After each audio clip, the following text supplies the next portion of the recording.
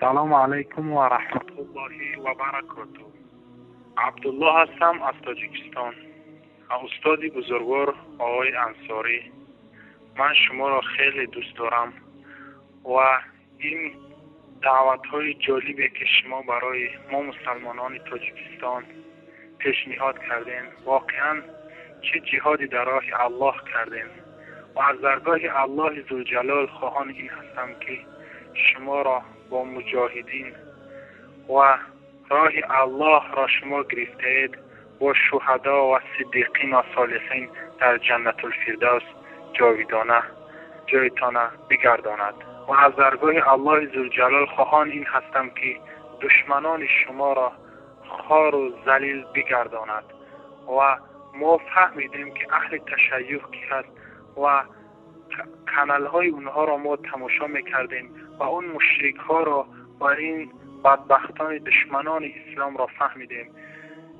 خداوند شما را حفاظت بکند و این شیعه اهل تشیعی که ما امروز مشاهده میکنیم، اونها چه انسان های بدبختی هستند که با مقدسات ما با اصحاب پیامبر صلی الله علیه و سلم دشنام های قبیح میدهند که اونها از چارپاها در بی‌عقل تر هستند که خداوند در کلام خودش میفرماید این هم کل انعام بل هم اضل سبیلا. اینها از چارپاها هم بی‌عقل تر هستند. اینها هیچ فهمش درک در اسلام ندارند، بلکه اینها نمیدانند خودشان کجا رفته ایستادند.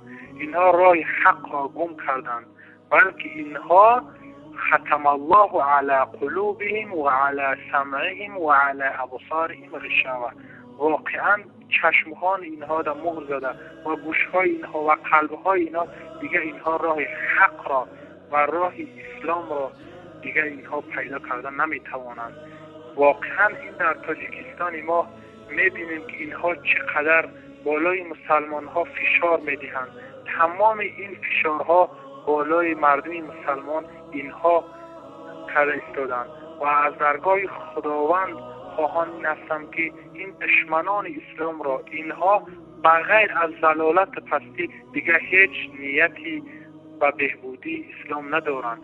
اینها اصل مطالب اینها این هست که اینها یریدون لیطفئوا نور الله، چون پروردگار در کلام زیباش میفرماید اینها میخواهند نور الهی را از بین ببرند و هرگز نخواهند توانید، چون که الله وعده الله است. الله وعده کرد مانند بندش خلاف نمیکند. وعد الله لا یخلف الله وعده ولکن اکثرهم لا یعلمون. الله تعالی که وعده کرد و وعدش میایستد. ان شاء الله این دشمنان اسلام، این دشمنان قرآن، این دشمنان صحابه، این دشمن مادرمان حضرت عایشه رضی الله عنها، ان شاء الله اینها نصف نابود میشوند.